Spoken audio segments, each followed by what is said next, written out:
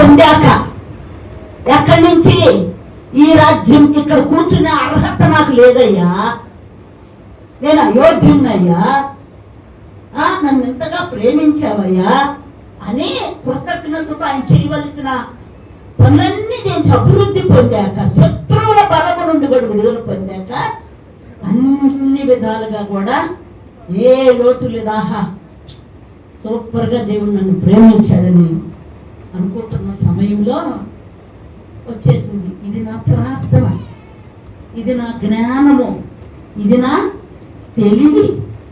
ఎవరైనా అనుకున్నాడు నెబుకద్నెజర్ కదా, ఈ మహా సామ్రాజ్యానికి నేనే తెలివిగా ఉన్నాడు, అందుకే ఇంత రాజ్యం అయిందని కదా.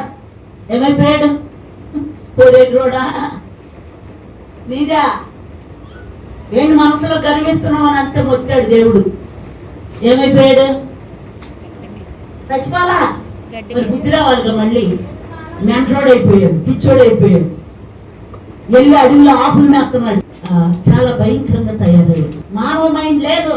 7 కాలాలు 7 సంవత్సరాలు తర్వాత ఉన్నారు కదా బబులోను దేశంలో భలే భక్తులు ఉన్నారు. దానియేలు గారు మహాభక్తులు, షడ్రక్ మెషక్ అబేద్నెగో.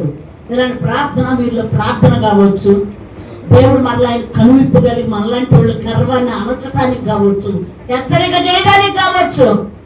ఏం చేశాడో తెలుసా? మరలా బుద్ధి వచ్చింది, జ్ఞానం వచ్చింది.